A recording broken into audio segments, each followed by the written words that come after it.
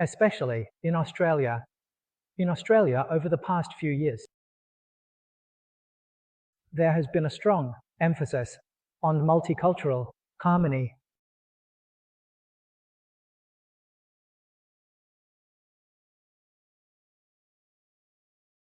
The reason for this is in modern times, the Australian government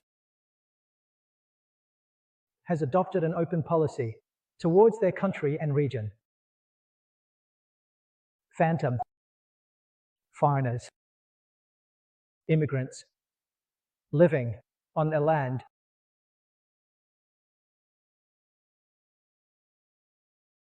So new immigrants have gone to Europe. These people come from different countries, different races, different cultures, different living environments, different religious beliefs. Now living in one society, how can these people harmonize amidst all the differences?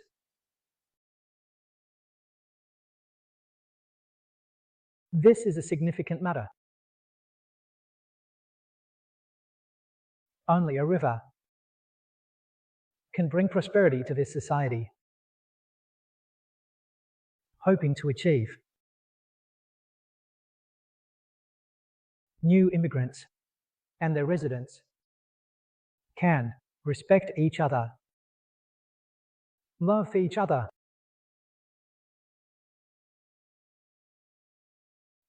care for others, cooperate with others to create a wonderful society, a fulfilling life. This goal, the ideal, is very noble. It is well received by the general public.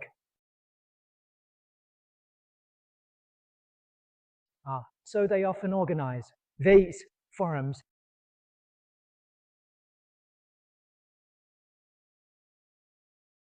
I heard there's another large one in early December, a multicultural forum, an event.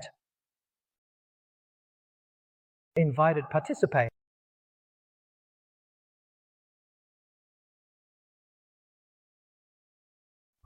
In fact, now the world,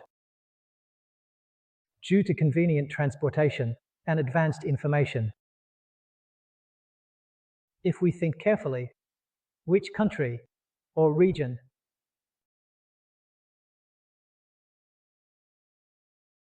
no outsider? Since there are outsiders, aren't the residents all multicultural? Mindset.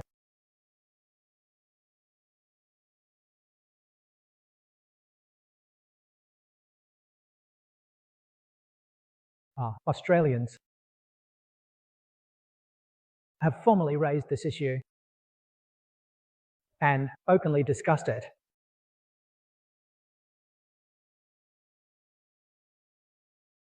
Hoping to achieve this goal. In fact, in any country or region, within this, smart and wise leaders have noticed this issue and all pay great attention to this issue.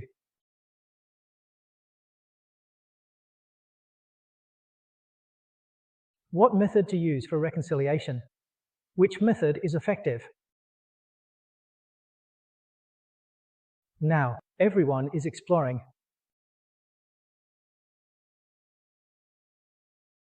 I observe this phenomenon. We immediately realize the Western Pure Land is even more of a large, multicultural place.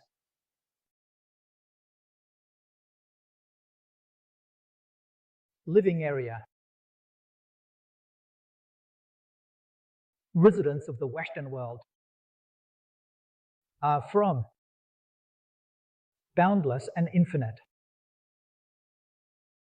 people from various Buddha lands who are reborn there. So when discussing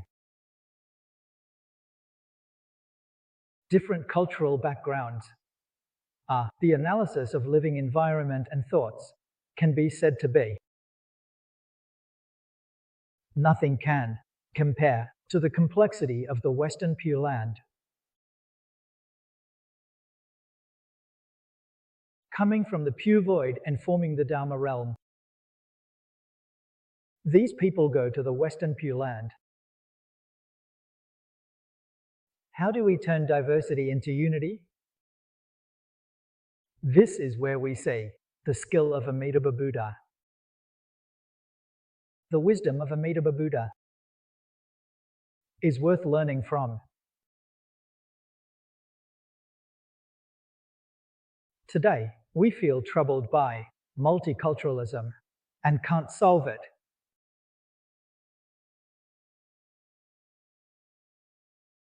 Have you thought about how to solve it? For example, how does Amitabha Buddha solve it? So, the Infinite Life Sutra and the Avatamsaka Sutra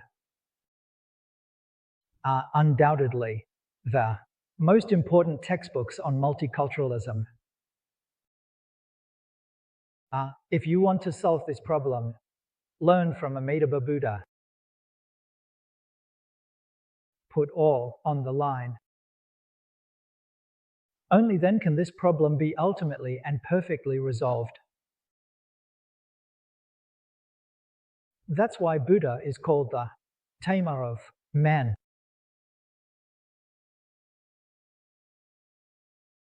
In line with the times, not an exaggeration at all.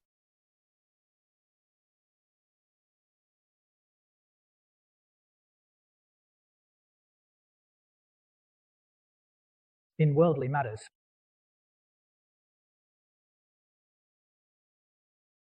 regardless of the size of our group, small, this is a family. Then, this is a country.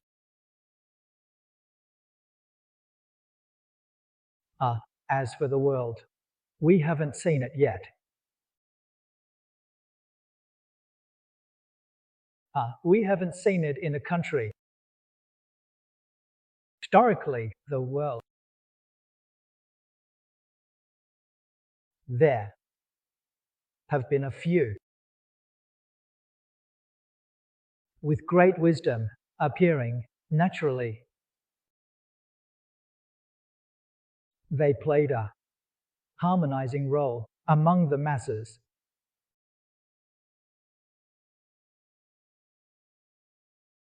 Enabling the group to unite as one.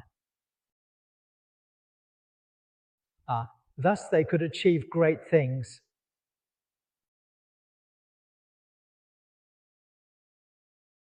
Small families prosper. Large countries become rich and strong. We can see people who harmonize the masses are key figures. Very important.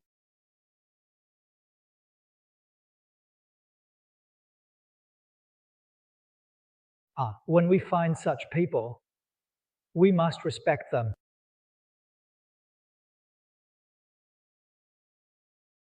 Sincerely, wholeheartedly. Seek their guidance. Gain assistance.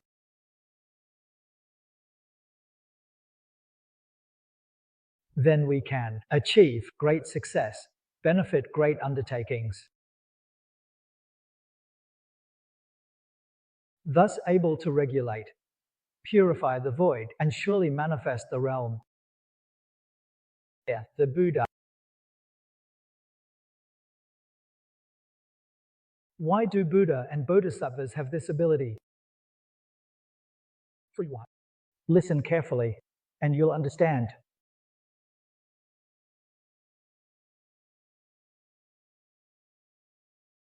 In this, the most important principle: be sincere with others.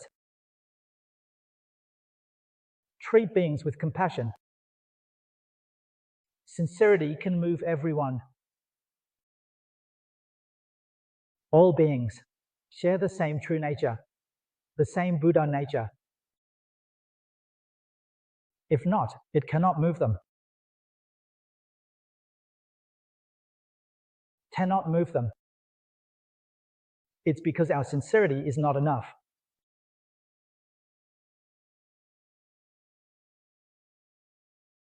If truly sincere to the utmost, naturally, it can move all beings. Even when beings are troubled by their habits and fixations, they can still be moved. Even if just a little, they can restrain themselves somewhat.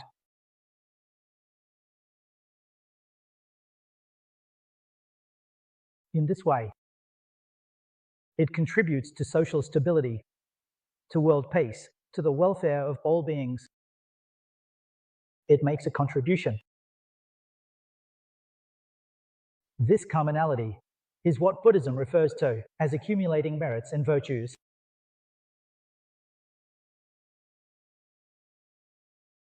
In today's terms, a positive and proactive contribution.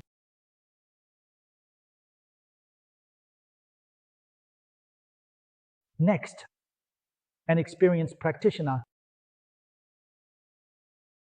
Heaven. 13 realms, 28 levels of heaven. But within these 28 levels of heaven, I provide us with the experience of longevity. Buddha does not appear, does not preach.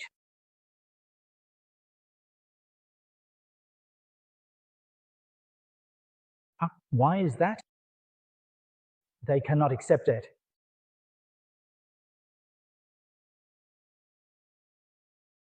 Buddha's realm of longevity is listed as one of the 8 difficulties. So, we face difficulties. What kind of difficulties? The opportunity for cultural learning is cut off.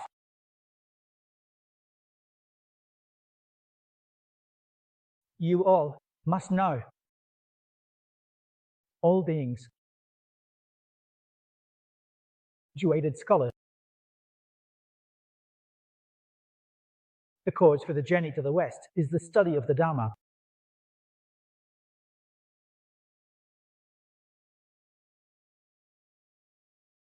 We knew the roots. Those with deep roots of virtue and blessings can awaken through the study of the Dharma. Even within a single lifetime, they can achieve true fruition. They can become Buddhas. Just think how extraordinary this is.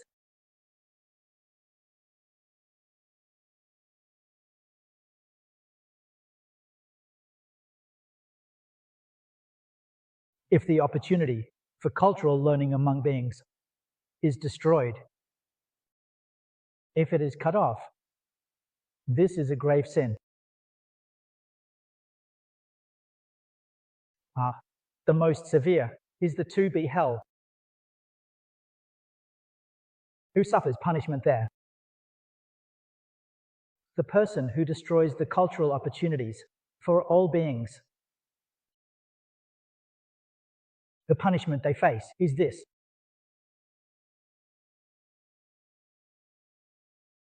We hope remember this. In other words, if we turn it around, we should help all beings achieve and gain cultural opportunities. That's first virtue.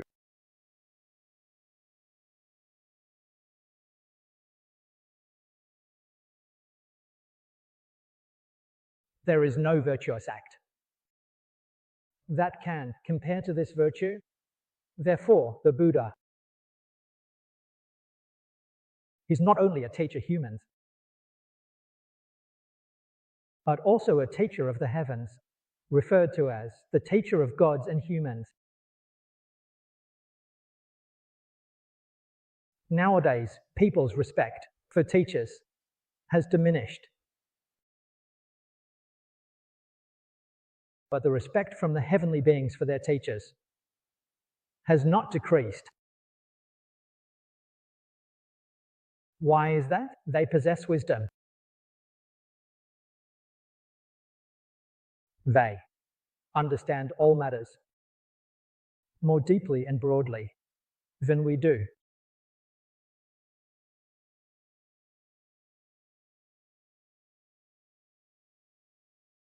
All Buddhas and Bodhisattvas, heavenly dragons and virtuous deities, have the intention of kindness towards us and perform even a little bit of guidance. Such obvious responses to help us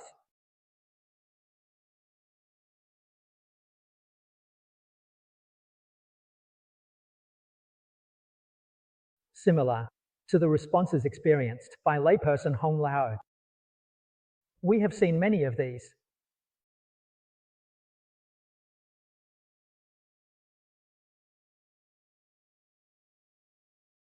Everywhere they exist, as long as our intentions are sincere. For all beings, for society, for the Dharma, naturally we receive blessings and support. Heavenly dragons and good deities, Dhammic fire,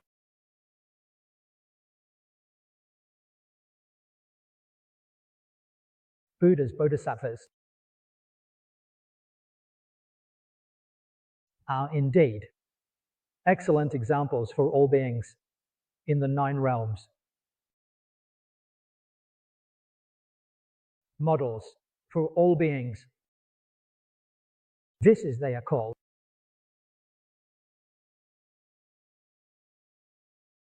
Today, we study practice Dharma.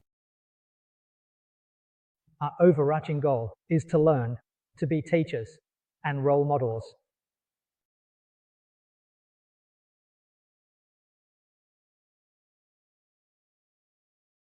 These 2 phrases should be remembered often as we move our hearts,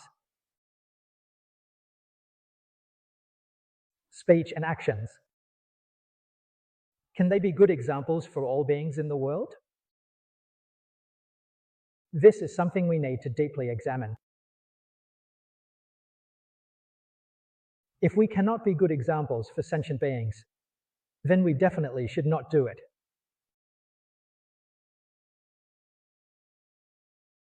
If we can be good examples for sentient beings, then we should proceed.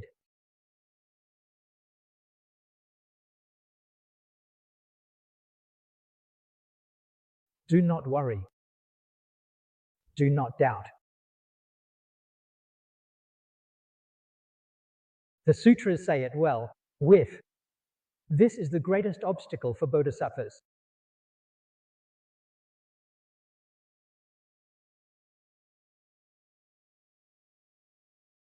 Bodhisattvas can become Buddhas because they do not doubt. Without mixing or interruption, we are around the campfire every day. We cultivate together. Have we achieved this? Regarding Buddha's teachings in sutras, do we truly not welcome them? Have we truly understood them? Diligently and earnestly strive to learn.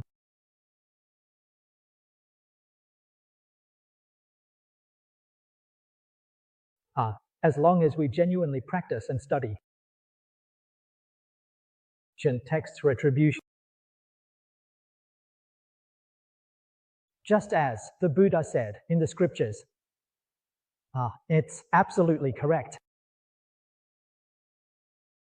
Behind the scenes, a virtuous title is Buddha. This word, everyone has heard it a lot. Buddha belongs to Buddha. The form. Its meaning is wisdom, is enlightenment. In wisdom, it mentions 3 types. All-encompassing wisdom, path wisdom, all-knowledge wisdom. These 3 types are perfectly eliminated. Essence is the body, mainly for use. He can enlighten himself and help others achieve enlightenment. Achieve self and others. Language is fulfilled. Set it as norm.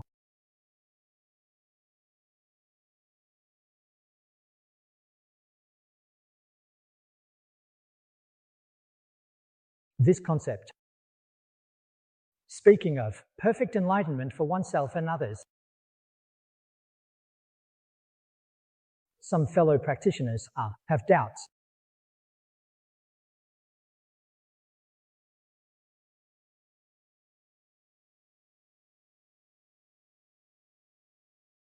The Buddha helps sentient beings achieve enlightenment, but I am not enlightened yet.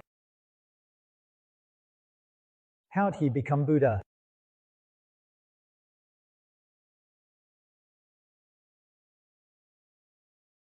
You need to think about it.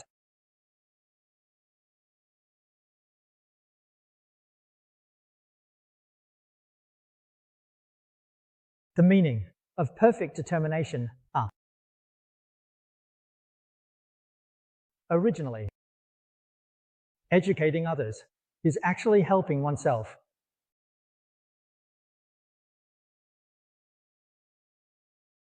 One's own enlightenment is complete. It is the perfection of self-practice and transforming others. From this, it can be understood. If you do not make an effort, there is no one. Your own enlightenment cannot be complete. This proves what the ancients often said. Teaching and learning enhance each other. What is the way of thinking? The teacher helps the student, and the student also supports the teacher. So in truth, teaching is mutually beneficial. The benefits are boundless. It's not just about teachers teaching students. So which bodhisattva doesn't wholeheartedly preach and teach to enlighten sentient beings? If you ask them why they do it, I would ask them why, in reality, for self-awareness. Self-awareness and enlightening others is one thing, not 2 separate things. If one is reluctant to help others, one cannot teach completely. We must understand this principle. Until when? When you help others.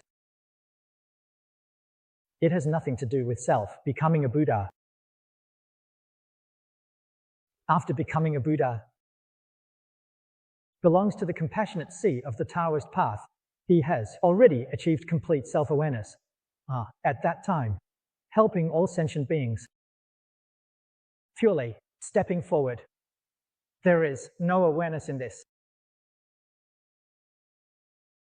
From the initial stage of a bodhisattva to the stage of the equal enlightenment, self-awareness steps forward, all for self-awareness. Even at equal enlightenment, it is like this. From this we can understand If you truly want to achieve self-awareness and fulfillment, you must enthusiastically call upon Him.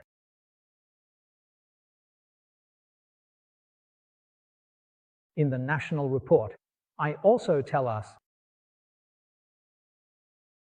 the wealth of giving. Where does your wealth come from when you get rich?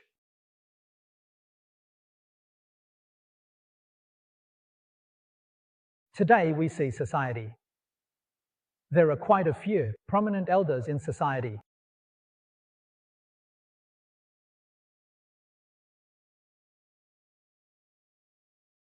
Their age is not very high. We see some in their 20s and 30s. Not even 40 years old, with billions in assets. Later, this wealth was not left to him by his ancestors. It was achieved through his entrepreneurship. There are many people smarter and more capable than him. There are also quite a few people in the same industry as him. Why can he succeed while others cannot?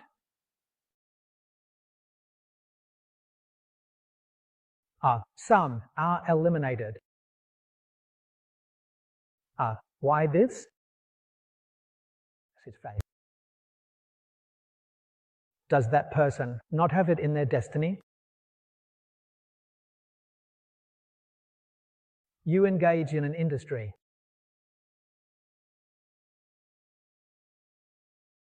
Your wisdom and abilities are all contributing factors. If there's no cause, but only conditions, there's no result.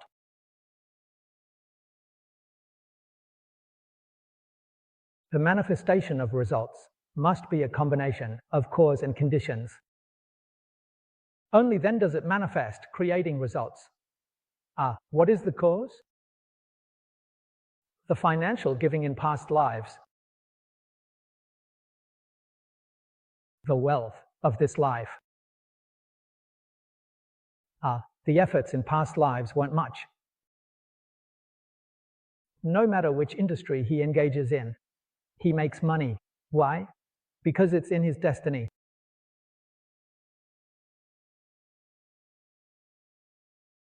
If in past lives you didn't cultivate financial generosity, no matter which industry you engage in, you won't make money. Is it not in your destiny? Where does it come from?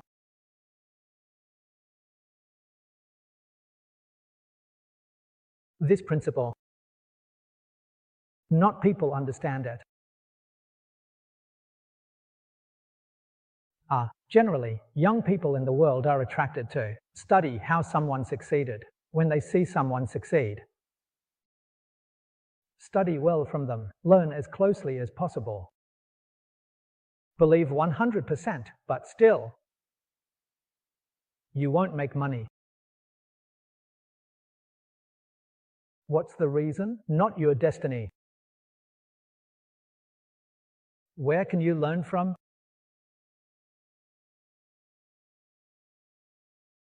So if you hope to get rich, Buddhism teaches us to cultivate financial generosity.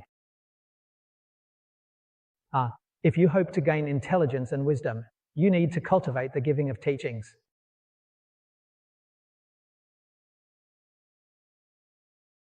Hope for health and longevity. You need to cultivate the 5 types of giving.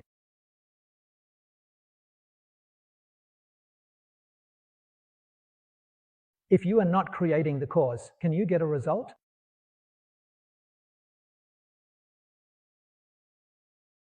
What the Buddha tells us is the truth.